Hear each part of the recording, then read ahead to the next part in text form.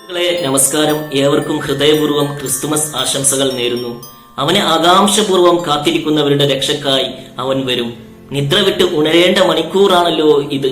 എന്തെന്നാൽ രക്ഷ നമ്മൾ ആരും പ്രതീക്ഷിച്ചിരിക്കുന്നതിനേക്കാൾ അടുത്തെത്തിയിരിക്കുന്നു.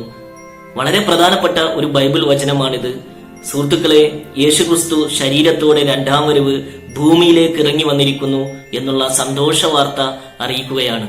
അതെ, രാത്രി കഴിഞ്ഞിരിക്കുന്നു, പകൽ സമീപിച്ചിരിക്കുന്നു, രക്ഷ എത്തിയിരിക്കുന്നു. ആരാണിത് ലോകത്തോട് പറഞ്ഞത്?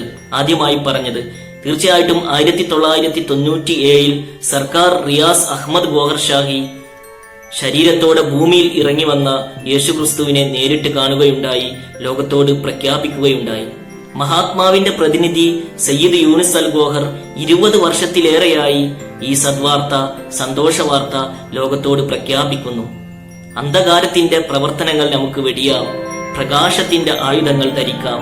പ്രകാശത്തിന്റെ ആയുധം, ദൈവിക പ്രകാശത്തിന്റെ ആയുധം ഹൃദയത്തിൽ ധരിപ്പിച്ചുകൊണ്ട് സയ്യിദ് യൂനിസ് അൽ ഗോഹർ 20 വർഷത്തിലേറെയായി മഹാ ഒരുക്കങ്ങൾ നടത്തുന്നു. അദ്ദേഹം ജാതി, മത, ദേശ വ്യത്യാസമില്ലാതെ ലോകത്തുള്ള എല്ലാ മനുഷ്യരെയും ക്ഷണിച്ചുകൊണ്ടിരിക്കുന്നു. ഈ മഹാപേടകത്തിലേക്ക് എല്ലാവരെയും ഒരിക്കൽ കൂടി ക്ഷണിച്ചുകൊണ്ട്